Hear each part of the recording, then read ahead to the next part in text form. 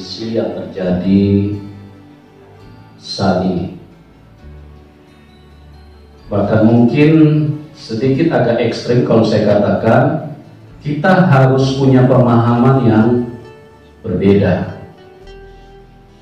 Karena kalau kita punya pemahaman hanya sebatas dengan apa yang disuarakan oleh orang-orang di sekitar kita, maka kita adalah orang-orang yang ketinggalan kereta. Perjalanan dari dimensi roh itu sesuatu yang bergerak dengan begitu cepat. Berbeda dengan perjalanan-perjalanan yang kita bisa lihat atau mungkin kita bisa nikmati di dalam dimensi daging. Dimensi roh itu hitungan detik bisa mencapai ribuan kilometer. Anda bisa buktikan melalui teknologi HP itu kekuatan dimensi roh, satelit angin, ya. Sesuatu yang kita bisa gunakan dalam hitungan detik, kita bisa terhubung dengan belahan dunia manapun yang kita inginkan. Kita punya keluarga di Jepang, kita tinggal pakai kekuatan teknologi lewat satelit, itu artinya dimensi roh yang bergerak dengan kekuatan angin. Dia bisa mencapai ribuan kilometer dalam waktu hanya hitungan detik. Nah, ini yang kita harus pahami sebagai orang Kristen agar kita memiliki minimal kecepatan kita sama untuk melihat di sekeliling kita yang terjadi perubahan yang begitu luar biasa. Virus corona adalah merupakan langkah awal daripada kehadiran antikris atau titik sentuh daripada munculnya seorang penguasa keji yang akan memerintah seluruh dunia. Dengan tujuan kehadiran dari antikris, dia adalah pribadi yang sangat anti, pribadi yang sangat membenci kepada Kristus. Dia sangat membenci kepada kebenaran.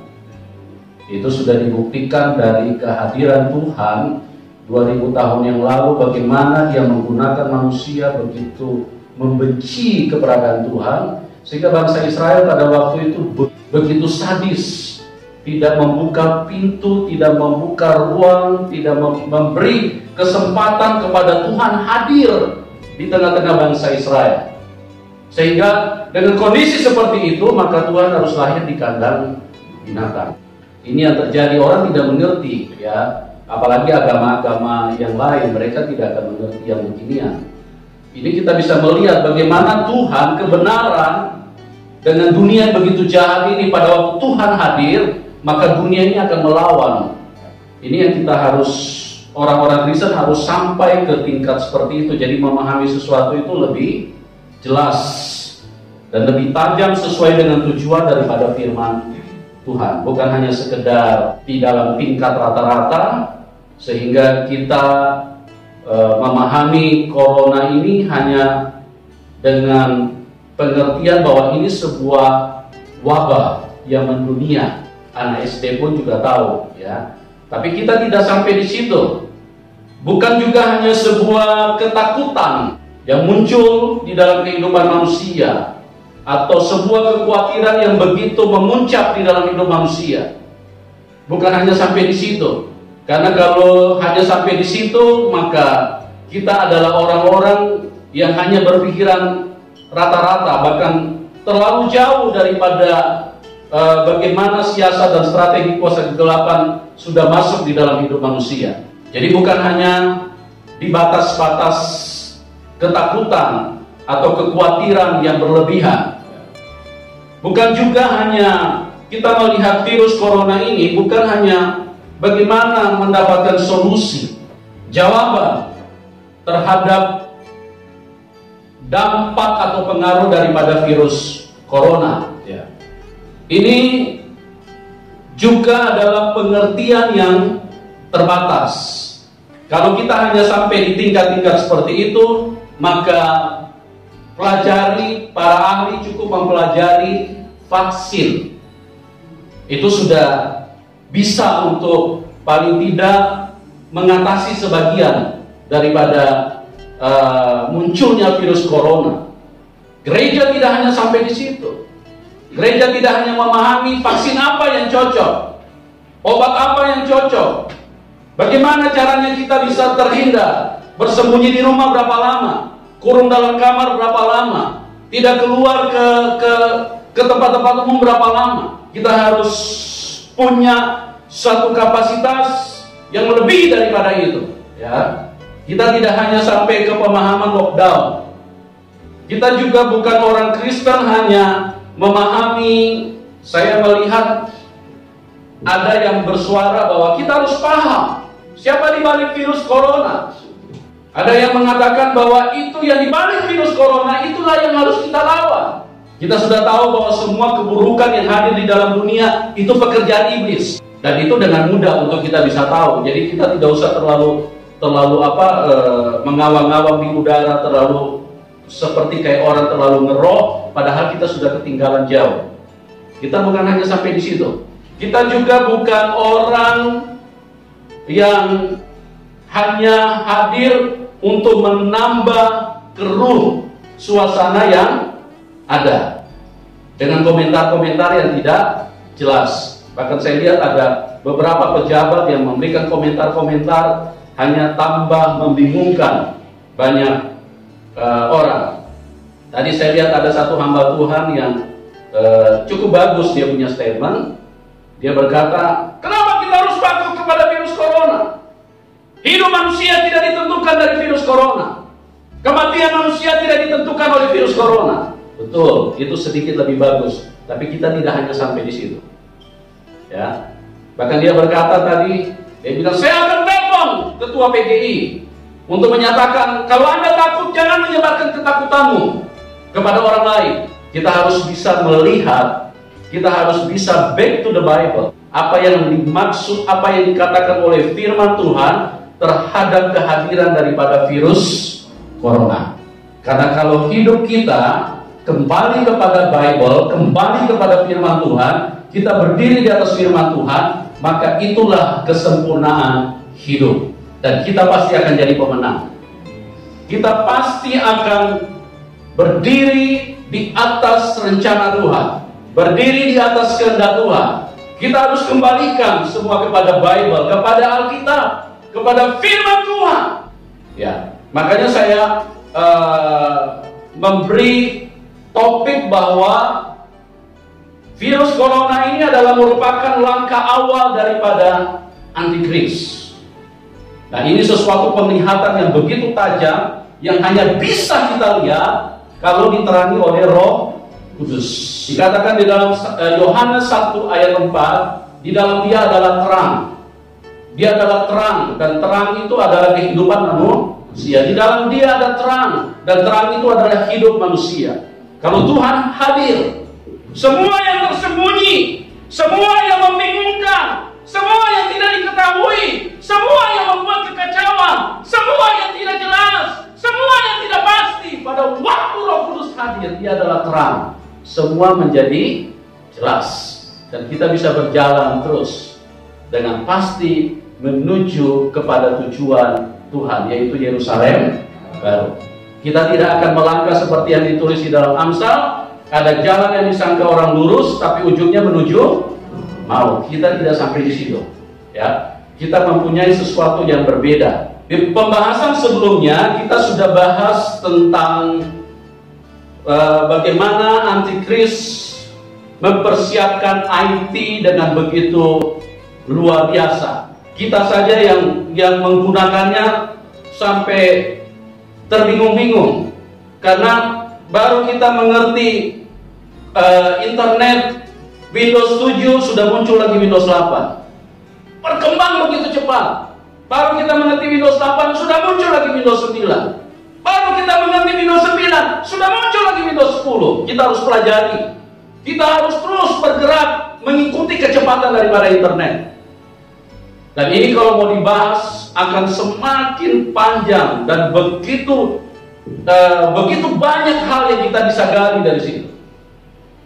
Bagaimana IT ini disempurnakan dengan begitu luar biasa sehingga itu akan membuat daya kontrol daripada antikris terhadap semua manusia itu akan sangat mudah, ya. Dan akhirnya dengan satu target bahwa orang Kristen tidak akan bisa lari kemana-mana, karena IT yang digenggam, IT yang dipegang, IT yang menjadi alat kontrol semua kehidupan di dalam dunia ini, itu akan mendeteksi setiap keberadaan hidup manusia.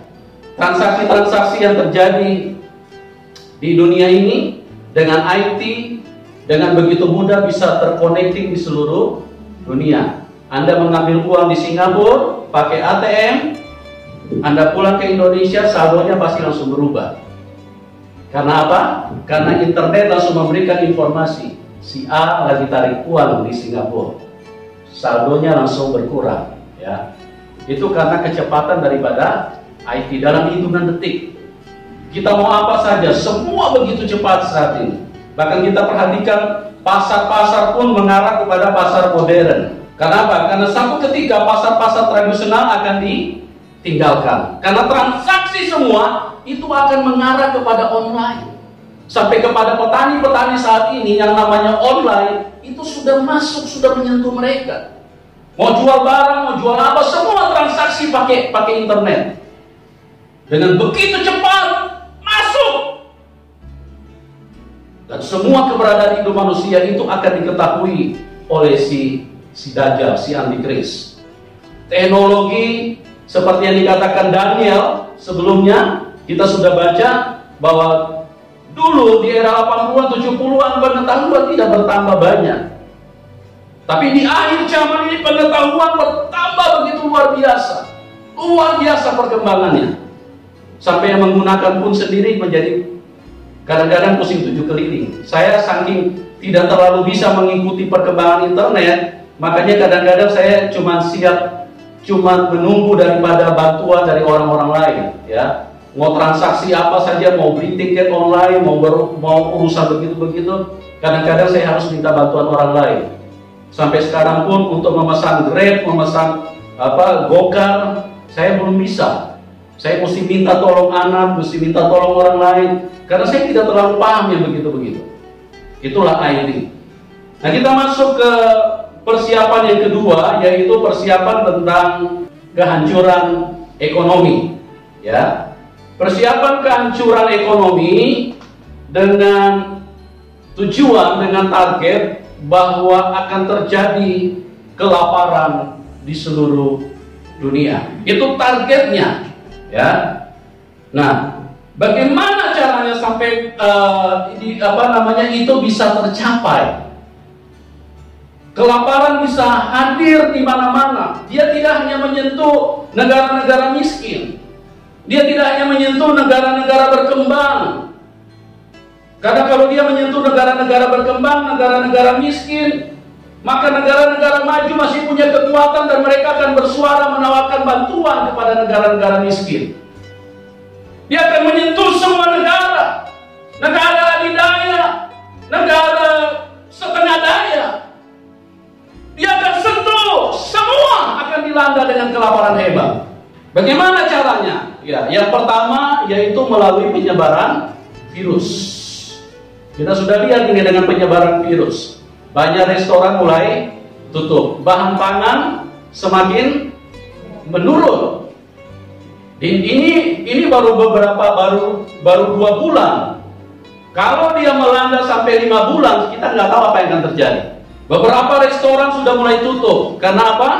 Karena mereka tidak sanggup untuk melakukan pekerjaan dengan pendapat-pendapat dan dengan saran-saran, dengan anjuran-anjuran dari situasi yang ada di sekitarnya, bahwa kita hindari keramaian. Dan akhirnya beberapa restoran mulai cooling down, mulai lockdown, ditutup. Kantor-kantor banyak yang tutup. Ya, sekolah-sekolah jangan bilang lagi. Yang kedua, itu baru satu virus. Baru virus corona. Dunia sudah mencah-mencah, dunia sudah seperti kayak runtuh, terbelah 7. itu baru disebar melalui manusia. Kalau setan sebar ke makanan, produksi pangan gagal, langsung kolek dunia ini. Langsung kolek dunia ini. Tidak berdaya, tidak akan bisa bergerak sama sekali. Iblis kalau mau menghancurkan dunia ini begitu mudah. Sekarang dan dari kemarin-kemarin, kenapa dunia belum hancur? Karena kebaikan Tuhan masih ada. Kemurahan Tuhan masih mengikuti dunia ini. Yang menolong dunia ini belum ditarik. Masih ada, masih bekerja. Firman Tuhan berkata, apabila dia sudah ditarik, maka antikris akan menguasai dunia ini dengan begitu cepat. Ya, kita baca di dalam persiapan bagaimana caranya melumpuhkan sehingga membuat terjadi kelaparan hebat. Kita buka Matius 24 ayat 6 dan ayat 7 bagian A saja. Kamu akan mendengar deru perang. Ya, kamu akan mendengar deru perang Atau kabar-kabar tentang perang. Atau kabar-kabar tentang perang. Namun berawas-awaslah, jangan kamu gelisah. Ya, namun berawas-awaslah, kamu jangan gelisah. Terus terjadi, tetapi itu belum kesudahannya. Oke? Kita akan mendengar kabar tentang perang. Ya. Bagaimana cara memiskinkan dunia ini? Selain dia menyebarkan virus, iblis ini akan membuat peperangan di mana-mana. Manusia ini kan gampang sekali. Iblis toel sedikit hatinya, kebenciannya langsung muncul. Akhirnya bangsa bangkit melawan bangsa. Kita sudah melihat kenapa di setiap negara itu ada yang namanya angkatan perang. Itu artinya memang itu sudah merupakan satu bagian yang merupakan produk-produk yang dihadirkan oleh kuasa kegelapan di dalam hidup manusia. Cuma ini tidak dimengerti. Mereka menganggap selama ini ya memang wajar lah suatu negara itu ada angkatan perang. Itu bukan soal kewajaran, tapi ini adalah sebuah produk yang dihadirkan oleh setan di dalam hidup manusia. Makanya firman Tuhan ini tidak pernah salah. Firman ini adalah kebenaran. Kenapa siapkan tentara? Karena itu akan digunakan. Satu ketika kalau kebencian memuncak di dalam hati pemimpin, maka mereka akan dikeluarkan untuk saling membunuh. Itulah dunia yang jahat. Makanya dunia ini tidak layak bagi orang-orang yang mengasihi Tuhan. Dunia ini sangat tidak layak bagi kebenaran, karena dunia ini diatur dengan konsep yang begitu jahat untuk saling membunuh, saling menghabisi. Kalau masih belum terjadi perang, itu karena kuasa Tuhan masih hadir di dalam hidup manusia. Sehingga manusia itu masih menahan diri, masih punya kesabaran, masih bisa mengontrol diri. Tapi kalau iblis, kalau waktunya Tuhan sudah izinkan, kan Tuhan sudah bilang, menjelang kedatangan anak manusia, menjelang kedatangan Tuhan Yesus, maka perang akan muncul di mana-mana. Dan ini cara yang kedua, bagaimana cara memiskinkan seluruh dunia. Nah, kalau perang muncul, orang tidak mikirin bercocok tanam lagi, tidak mikirin tanam apel, tidak mikirin tanam buah lagi, ya. Karena semua negara akan fokus bagaimana supaya mereka bisa menjadi pemenang. Saling bantailah dunia ini, maka habislah manusia. Dikatakan oleh firman Tuhan, iblis adalah pembunuh manusia sejak semula. Ya, itulah yang diproduksi oleh setan dan tidak disadari oleh bangsa dan negara-negara, tidak disadari, tetapi itulah cara kerja setan di dalam hidup manusia untuk saling menghabisi, saling membunuh. Nah, yang ketiga, bagaimana caranya supaya dunia ini bisa dimiskinkan? Kalau terjadi peperangan, pasti perekonomian akan lumpuh, pasti perekonomian akan hancur. Pangan akan menjadi sangat sulit, sulitnya luar biasa. Dan itulah saatnya yang menjadi target utama daripada iblis.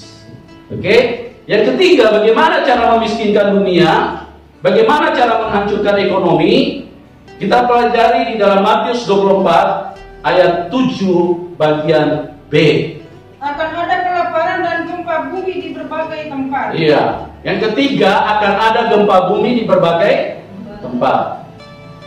Tahun kemarin Kota Palu terjadi gempa 7,4 skala Richter, lumpuh hampir 1 tahun. Karena masih bisa dibantu dari pusat, dibantu dari daerah lain, dibantu dari negara lain, maka Kota Palu masih bisa eksis. Tapi kalau dia terjadi di mana-mana terjadi gempa, karena Tuhan sudah berkata di dalam firman Tuhan bahwa akan terjadi gempa di berbagai tempat. Kalau terjadi gempa di berbagai tempat, maka kemiskinan itu akan semakin cepat. Manusia tidak akan punya makanan di mana-mana. Pada waktu terjadi gempa di Palu, terjadi penjaraan. Orang begitu histeris, berlomba-lomba mau keluar dari Palu, sampai mau naik pesawat, kalau bisa pukul-pukulan siapa yang lebih dahulu. Betapa ngerinya kalau terjadi gempa dengan skala-skala yang begitu tinggi. 2004 terjadi di Aceh, tsunami. Itu belum apa-apa. Belum apa-apa. Itu baru angin sepoi-sepoi. Dan Tuhan bilang, pada waktu menjelang kedatangan anak manusia, coba baca di dalam Matius 24 ayat yang ketiga. Murid-murid pernah bertanya di situ, apakah tandanya pada waktu kedatangan anak manusia, kedatangan Tuhan yang kedua kali? Ketika Tuhan Yesus duduk di atas Bukit Zaitun, Ya. Datanglah murid-muridnya kepadanya untuk bercakap-cakap sendirian dengan dia. Ya, datanglah murid-muridnya untuk bercakap-cakap sendirian dengan dia. Kata mereka, katakanlah kepada kami, katakan kepada kami, bila manakah itu akan terjadi? Bila mana itu akan terjadi? Dan apakah tanda kedatanganmu dan tanda kesudahan dunia? Iya, apakah tanda kedatanganmu? Apakah tanda kesudahan daripada dunia ini? Nah, ayat Matius 24 ayat 7 bagian B tadi, salah satu tanda yang akan muncul sebelum kedatangan anak manusia, ada gempa bumi di berbagai tempat. Ya, jadi siap-siap aja nanti kalau ini sudah semakin dekat. Nanti tiba-tiba nanti kita lagi duduk di mobil, bus atau di pesawat, nanti tiba-tiba gempa bumi dengan skala Richter yang sangat besar, dan itu akan membuat manusia dengan begitu cepat terjadi kemiskinan. Habislah dunia ini, lumpuh semua. Apa target iblis? Targetnya itu di Wahyu 6 ayat 6. Dan aku mendengar seperti ada suara di tengah-tengah keempat makhluk itu berkata, secupa gandum sedinar dan 3 cupa jelai sedinar. Iya. Tetapi janganlah rusakkan minyak dan anggur itu. Ya, secupa gandum sedinar, 3 cupa jelai juga sedinar. Tetapi iya, janganlah rusakkan minyak dan anggur. Kebanyakan orang Kristen atau khususnya pendeta, mereka coba menafsirkan kedatangan antikris itu dengan cara-cara yang dikemas oleh kekuatan akal, dikemas oleh kekuatan tafsiran pikiran, atau dikemas oleh kekuatan bagaimana mereka duduk di sekolah teologi, kemudian mereka coba menggali itu, dan mereka coba merumuskan dan coba menganalisa menurut pengetahuan-pengetahuan yang mereka pelajari. Itu sangat tidak memungkinkan, tidak memadai. Karena iblis ini adalah pribadi yang paling cerdas, yang tercerdas di antara seluruh manusia yang ada di muka bumi ini. Mungkin ada yang bertanya, berapa IQ-nya antikris? Saya mendengar kalau tidak salah dulu kalau orang di atas 120 itu dikatakan dia tergolong manusia pintar. Nah, mungkin Anda bertanya kepada saya, berapa kira-kira IQ antikris? IQ antikris di atas 10.000. Karena dia, Alkitab mencatat dengan jelas. Kita buka 2 Korintus 11 ayat yang ke-14. Hal itu tidak usah mengherankan. Hal itu tidak usah mengherankan. Sebab iblis pun menyamar sebagai malaikat terang. Iblis pun menyamar sebagai malaikat terang. Dia bisa tampil seperti Tuhan. Anda bisa bayangkan kekuatan dia, kemampuan dia mengolah sesuatu, sehingga waktu manusia lihat, manusia kira Tuhan Yesus. Makanya manusia, waktu dia shalom, manusia bilang, shalom bro, mari masuk. Ya, makanya kenapa orang banyak yang narkoba? Karena waktu ini shalom, mereka juga jawab shalom. Mereka kira Tuhan Yesus. Kenapa banyak orang berzina? Karena waktu dia shalom, orang Kristen kira itu Tuhan Yesus ini karena bicaranya shalom. Itu sudah dimulai dari Taman Eden. Dia bisa membuat orang bisa melihat dia seperti Tuhan. Paulus dengan ilham roh, dengan tegas mengatakan kepada jemaat. Hal itu tidak usah mengherankan, karena iblis pun bisa menyamar seperti malaikat terang. Dia bisa berwujud, dia bisa tampil seperti Tuhan. Jadi pendeta-pendeta keliru sekali kalau coba tafsirkan kehadiran antikris cuma berdasarkan sekolah Alkitab. Saya tidak katakan sekolah Alkitab salah, ya. Sekolah Alkitab apa yang kita bisa pelajari? Paling bahasa Yunani, bahasa Ibrani, sejarah Alkitab. Lebih dari itu kita nggak bisa pelajari yang lebih. Jadi kalau mau belajar Alkitab, Tuhan Yesus sudah berkata, Yohanes, Roh Kudus adalah guru. Harus cari gurunya. Dia pribadinya, dialah yang bisa buka Injil itu. Dialah yang bisa terangkan Injil itu. Sehingga kita bisa mengerti. Ya. Kita tidak boleh hanya coba apa pendapat ahli teolog, apa pendapat pendeta, apa pendapat ketua sinode, apa pendapat rabi-rabi yang ada di Israel. Rabi-rabi yang ada di Israel mereka gantung Tuhan. Makanya banyak orang yang begitu bangga karena mereka bisa sedikit bahasa Ibrani dengan mengedepankan teori-teori ke-Ibrani-Ibranian. Aduh, Anda ini saya nggak tahu mau ngomong apa. Justru orang Anda jangan berpatokan mengerti kebenaran itu dari bahasa Ibrani. Jangankan cuma mengerti bahasa Ibrani, orang Ibrani sendiri gantung Tuhan di atas kayu salib. Kita tidak bisa mengerti bagaimana cara iblis, kerja iblis, dia hadir dan orang mengira bahwa dia Tuhan. Sehingga manusia bisa dengan begitu mudah melawan Tuhan, menyerang Tuhan. Ini yang terjadi dan ini mengerikan sekali. Tidak usah heran kata Paulus, karena iblis pun bisa menyamar seperti malaikat. Rajin-rajin bersekutu dengan Tuhan. Bangun manusia rohmu supaya engkau bisa kenal, karena hanya Roh Kudus terang Tuhan. Hanya Dia yang bisa memberitahu bahwa itu setan, itu bukan aku. Ya, kita kembali dulu di dalam Alkitab. Bahwa bicara tentang kelaparan ini itu sudah banyak ditulis di dalam Alkitab. Bahkan di Perjanjian Lama, Perjanjian Baru pun ada. Kita mulai dari kitab Kejadian, bagaimana satu ketika terjadi kelaparan hebat di zaman Yusuf, ya. Dan ini adalah satu bayangan kenapa Tuhan tulis di situ. Apakah Tuhan ingin menampilkan bahwa dia adalah pribadi yang kurang mampu melakukan sesuatu? Bukan. Apa dia adalah pribadi yang mau jualan beras, jualan gandum kepada manusia pada waktu itu? Bukan. Dia hanya ingin memberitahu, dia yang awal, dia yang akhir. Dia hanya ingin memberitahu bahwa nanti di dalam perjalanan hidupmu sampai kepada akhir akan terjadilah peristiwa yang namanya kelaparan. Makanya dia tunjukkan dulu di zaman Yusuf supaya nanti orang Kristen ini sadar-sadar diri. Bahkan akan ada satu kelaparan yang sangat hebat yang akan muncul di depan kita, dan itu orang Kristen harus waspadai dan orang Kristen harus tahu. Jangan begitu terjadi virus corona kemudian rame-rame kita pendeta tengking. Dalam nama Tuhan Yesus, aku tengking kau corona, keluarlah kau. Jangan ada di Indonesia. Mau lari kemana corona? Kita mau suruh lari kemana?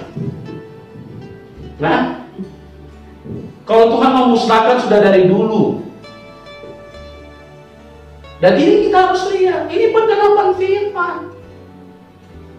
Anda mau tengking kayak apa? Ini penerapan firman. 2 Timotius 3 ayat 1 coba dibaca.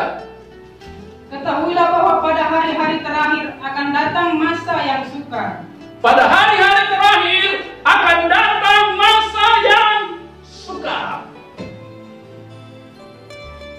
Karena pendeta mau lawan ayat ini, mau tengking-tengking. Bahkan banyak pendeta saya lihat bernubuat dengan begitu luar biasa. Pendeta-pendeta yang punya nama besar, mereka bernubuat akan ada kelimpahan di Indonesia, akan ada di kelimpahan. Mereka datang ke Korea, mereka bilang akan ada kelimpahan di Korea. Mereka datang ke Malaysia, mereka berkata akan ada kelimpahan di Malaysia. Mereka datang ke setiap negara, mereka berkata akan ada kelimpahan di sini. Tuhan sudah berkata. Mereka lupa, mungkin mereka loncat bacanya. Dalam 2 Timotius 3 ayat 1. Saya dengan tegas mengatakan semakin hari keadaan tidak semakin baik. Karena firman Tuhan adalah kebenaran. Tidak ada satupun yang mungkin meleset dari sini. Tidak ada satupun yang bisa keluar dari kebenaran. Kalau Tuhan berkata bahwa pada hari terakhir akan terjadi masa yang sukar, itu harus digenapi. Wajar nggak kita tengking-tengking? Dalam nama Tuhan Yesus, aku hentikan kau virus corona. Tuhan tahu. Tuhan sudah bilang dalam Wahyu 6 ayat 6, jangan rusakkan minyak dan anggur. Tuhan tahu apakah engkau minyak dan anggur. Tapi kalau tidak ada minyak dan tidak ada anggur di dalam hidupmu, maka akan dilibaslah kau sama virus corona. Itu baru satu virus itu. Ya. Gak usah aneh-aneh deh menyikapi segala sesuatu. Semuanya harus back to the Bible. Kembali kepada firman. Ya. Firman Tuhan ini adalah fondasi, adalah dasar kita berpijak iman kita, perjalanan kita, pemahaman kita, pandangan kita, pengertian kita. Ini firman Tuhan. Tidak boleh keluar dari firman. Oke, kita lihat lagi. Itu zaman Yusuf. Kita buka di zaman Elia. 1 Raja-Raja 18 ayat yang kedua. Lalu pergilah Elia memperlihatkan diri kepada Ahab. Pergilah Elia memperlihatkan diri kepada Ahab. Pada waktu itu Raja Ahab yang memerintah atas Israel. Dan apa yang terjadi di situ? Adapun kelaparan itu berat di Samaria. Kembali lagi Tuhan menulis sampai beberapa kali Tuhan berulang-ulang menunjukkan bahkan ada kelaparan yang akan menghantam seluruh dunia. Kelaparan yang begitu luar biasa yang tidak bisa dikendalikan. Tapi kita harus siap, ya, karena kita kan mau supaya firman Tuhan ini semua tergenapi. Tuhan berkata, setiap firman yang keluar dari mulut Tuhan, dia akan menyelesaikan tugasnya. Dia tidak akan kembali dengan sia-sia. Nah, kalau Tuhan sudah bilang akan ada kelaparan, masa kita mau tolak? Sesuai dengan waktunya Tuhan. Ini terjadi. Elia nabi besar. Susah apa sih pada waktu itu Elia? Kalau memang Tuhan itu bukan merupakan ketetapan yang harus terjadi dan harus dimengerti. Susah apa sih Elia berkata, hujan turun, beras muncul, gandum muncul. Nabi besar, dia tinggal bernubuat, dia tinggal berkata, terjadi panen, terjadi kelimpahan. Dia kan bisa ngomong seperti itu. Tapi kalau memang itu penggenapan, itu memang merupakan waktunya bahwa akan terjadi kelaparan, kita nggak bisa. Kita harus belajar berdiri di atas firman. Jadi kita seharusnya bersyukur ini adalah penggenapan firman Tuhan. Bukankah kita berdoa supaya Tuhan Yesus bisa cepat datang? Ya. Kalau yang tidak berdoa Tuhan Yesus cepat datang itu manusia daging. Mungkin ada yang berkata, oh ada pendeta tidak berdoa, yaitu pendeta daging. Tapi kalau dia pendeta roh, dia manusia roh, pasti dia berdoa, Tuhan Yesus cepat datang. Kami sudah rindu. Kami rindu sekali Tuhan, kami ini anak-anak-Mu, kami kangen betul dengan Engkau, kami ingin berjumpa, kami ingin melihat Engkau, kami ingin berpelukan dengan Engkau, datanglah Tuhan. Makanya kita Wahyu 22, itu pengantin dan roh mengatakan datanglah Tuhan Yesus. Diakhiri dengan datanglah Tuhan Yesus. Datanglah segera. Nah, orang Kristen kalau sudah bicara kedatangan Tuhan, semua sudah pada ketakutan. Gak tahu apa yang mereka buat. Biasanya orang yang ketakutan ketemu dengan Tuhan, ya sudah bisa mengertilah apa yang mereka lakukan. Sudah pasti. Masa anak-anak Tuhan tidak senang ketemu bapaknya? Masa dibilang anak Tuhan kok nggak senang menyambut bapaknya? Masa nggak kepengen ketemu bapaknya? Itu anak apa itu? Anak durhaka. Anak durhaka. Orang Kristen ini maha bicara ya. Nanti yang nonton maha bicara ya. Orang Kristen ini banyak anak durhaka, durhaka. Ya, cuma tahu nanti kalau saya kepepet baru tahu Tuhan itu bapaknya. Tapi tidak pernah jadi anak Tuhan. Terus jadi apa dong? Jadi anak tetangga. Mungkin terlalu ekstrim kalau saya bilang anak tetangga saja. Ya, bukan anak Tuhan, anak tetangga. Oke, itu di dalam 1 Raja-Raja 18 ayat kedua. Nah, kita lompat lagi di Raja-Raja 2 Raja-Raja 4 ayat 38. Elisa kembali ke Gilgal pada waktu ada kelaparan di negeri itu. Elisa kembali ke Gilgal pada waktu ada kelaparan di negeri itu. Di zaman Elisa pun terjadi kelaparan yang hebat. Ya, Elisa pun tidak diperintahkan Tuhan untuk berdoa dan tengking kelaparan itu, karena memang waktunya harus terjadi kelaparan. Memang waktunya harus terjadi kelaparan. Dan kita orang Kristen ini harus cerdas-cerdas sedikit lah. Jangan jadi orang Kristen sudah 70 tahun, rambut sudah putih, gigi sudah habis 12, gak ngerti-ngerti. Kasihan sekali gereja Tuhan. Ya. Oke, itu 2 Raja-Raja 4 ayat 38. Apa yang dikatakan di situ? Elisa kembali ke Gilgal dan pada waktu itu ada kelaparan di negeri itu. Dan ketika pada suatu kali rombongan Nabi duduk di depannya, berkatalah ia kepada bujannya, taruhlah kuali yang paling besar di atas api dan masaklah sesuatu makanan bagi rombongan Nabi itu. Ya, rombongan Nabi ini siapa? Ini minyak dan anggur.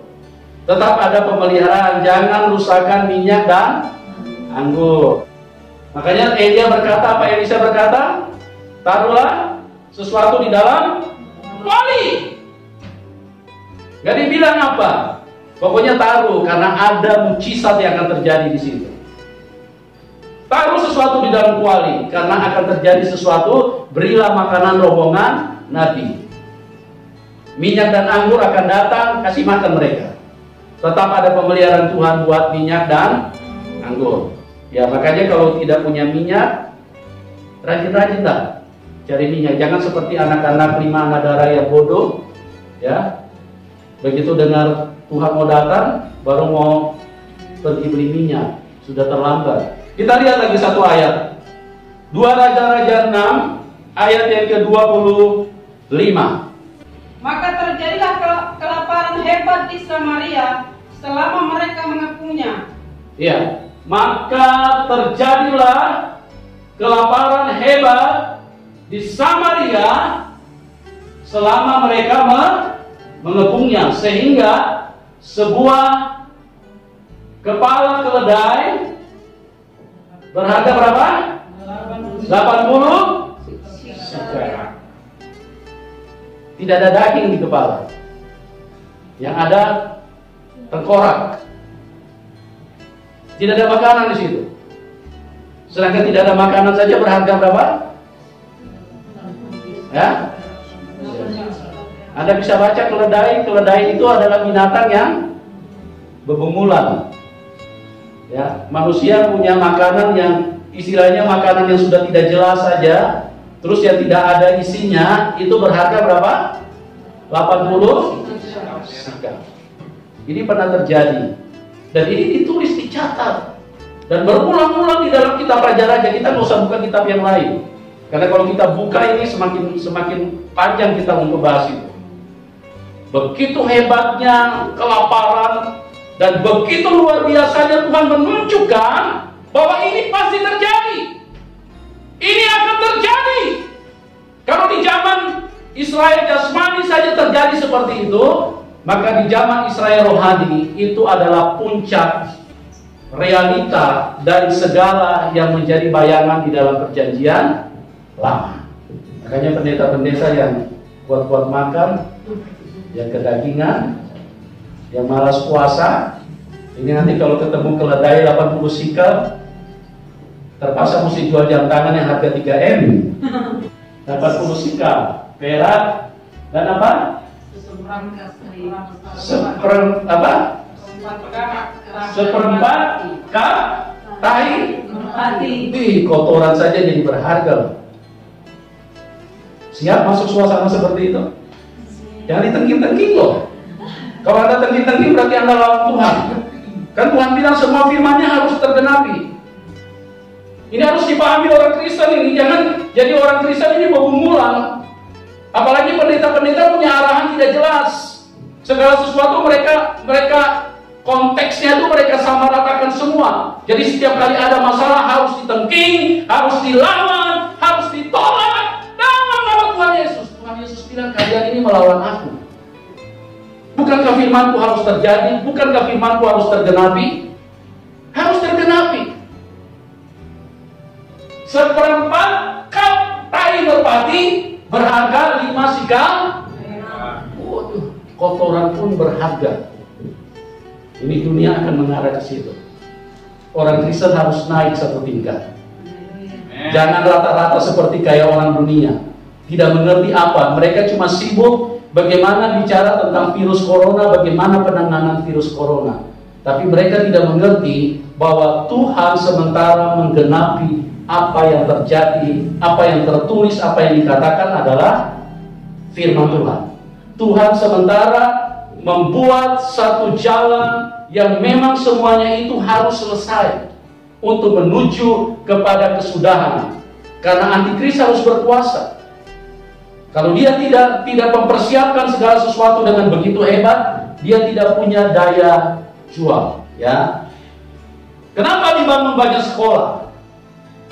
Karena ada kebutuhan untuk belajar, mengajar. Jadi dia siapkan dulu kebutuhannya. Sebelum dia muncul, dia siapkan dulu kebutuhan. Sehingga pada saat dia hadir, dia langsung diserbu. Orang-orang langsung datang kepada dia. Karena pada saat kebutuhan meningkat, pada saat kebutuhan itu memuncak dan mendesak hidup manusia, pada waktu itu tawaran bantuan itu tidak akan disia-siakan. Makanya dia akan menjadi Mesias, tapi dia apa? Asuh, dia penyelamat. Tapi dia penyelamat yang daging, bukan yang roh.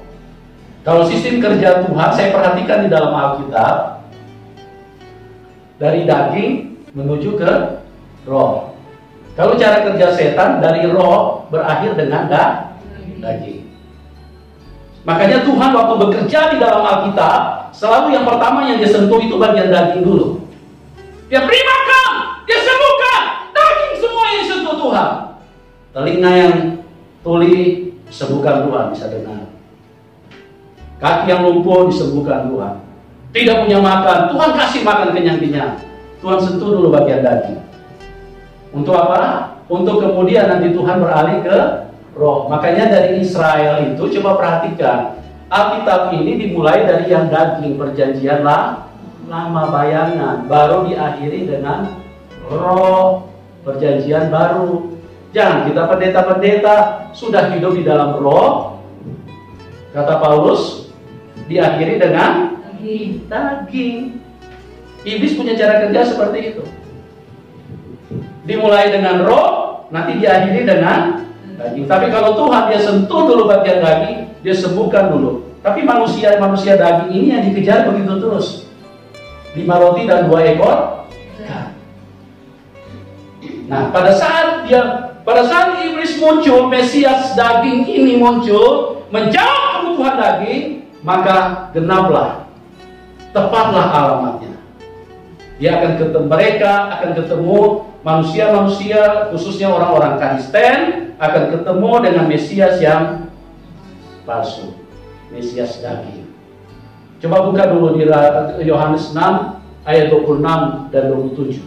Tuhan Yesus menjawab mereka. Ya, Tuhan Yesus menjawab mereka. Aku berkata kepadamu, sesungguhnya kamu mencari aku, bukan karena kamu telah melihat tanda-tanda, ya bukan karena kamu telah melihat tanda-tanda, melainkan karena kamu telah makan roti itu dan kamu kenyang. Iya. Nah, kalau ketemu dengan Mesias palsu, cocok ini, alamannya tepat.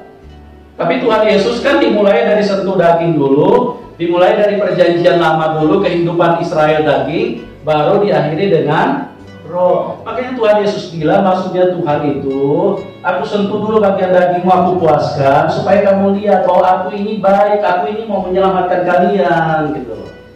Aku mau menyelamatkan kalian anak-anak, aku mau menyelamatkan kalian bro. Aku mau selamatkan kalian. Cuma kalian selalu yang kalian kejar kematian. Daging yang mereka kejar. Yang 5 roti dan 2 ekor ikan itu terus yang mereka cari. Makanya coba kalau lihat KKR kesembuhan ilahi, sampai 2 juta orang kumpul di lapangan. Kayak penting disentuh dagingnya, senang sekali mereka. Dagingku disentuh. Pokoknya 5 roti dan 2 ekor ikan, aku puas, dagingku sehat kembali. Mereka tidak pernah cari yang namanya roh. Sedangkan kehidupan roh itu artinya apa? Daging harus disembelih, dipecah-pecahkan, darah harus ditumpahkan. Itulah kehidupan roh. Makanya Tuhan Yesus bilang, kalau kamu tidak makan daging anak manusia, kamu tidak minum darahnya, kamu tidak akan mempunyai kehidupan di dalam hidup. Tidak akan punya hidup. Barang siapa makan dagingku, dia akan mempunyai kehidupan kekal. Mereka pikir roti perjamuan. Bukan, saudara. Roti perjamuan itu sama dengan brito, sama dengan roti-roti yang lain. Itu cuma lambang. Roti hidup itu adalah ini disembelih, daging ini harus dimatikan, dipecahkan, darahnya ditumpahkan, baru diberi makan. Kehidupan daging dimatikan, itulah kehidupan roh. Kalau kamu hidup dengan cara seperti itu, kamu akan selamat, kata Tuhan. Kamu makan roti kehidupan itu. Makanya Tuhan tegur dengan keras mereka. Ayat 27 coba. Bekerjalah bukan untuk makanan yang akan dapat binasa, melainkan untuk makanan yang bertahan sampai kepada hidup yang kekal. Ya. Yang akan diberikan anak manusia kepadamu, sebab dialah yang disahkan oleh Bapa Allah dengan materainya. Bisa bilang amin? Amin. Kurang kencang. Amin. Biar Tuhan senang dengannya. Tuhan senang. Amin itu berarti kita mengakui perkataan Tuhan itu benar. Bekerjalah bukan untuk makanan yang dapat binasa.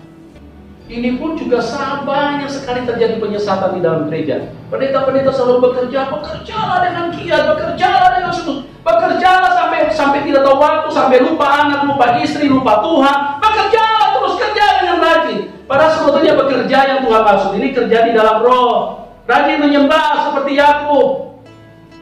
Seperti Tuhan Yesus bekerja setiap malam, dia naik ke bukit, dia menyembah kepada Bapaknya. Itulah yang dimaksudkan bekerja di dalam roh. Ini gereja ini sudah dipimpin, sudah disentuh dagingnya, mau dibawa ke roh, tapi tetap aja mau di daging. Tuhan sudah sentuh dengan mujizat-mujizat yang luar biasa di Mesir. Tuhan bekerja, Tuhan sentuh mereka, tetap aja mereka mau ke Mesir. Maksudnya Tuhan sudah sentuh begitu, sudah nyatakan mujizat, keluar loh. Go! Pergi ke satu tanah yang aku sediakan. Karena disitulah tidak akan bercampur kekotoran dunia ini. Tapi orang-orang Kristen tetap mau yang kamu mencari aku karena kamu kenyang makan roti. Kamu kenyang makan roti. Tuhan itu menangis loh. Bukan Tuhan tidak mau tolong, Tuhan sedih. Karena manusia ini carinya kematian terus. Maka 5 roti dan 2 ekor ikan, mati kamu. Kamu cari cuma mujizat yang begituan. Masih panjang ini. Ya udah cukup dulu ya. Tuhan Yesus memberkati. Amin.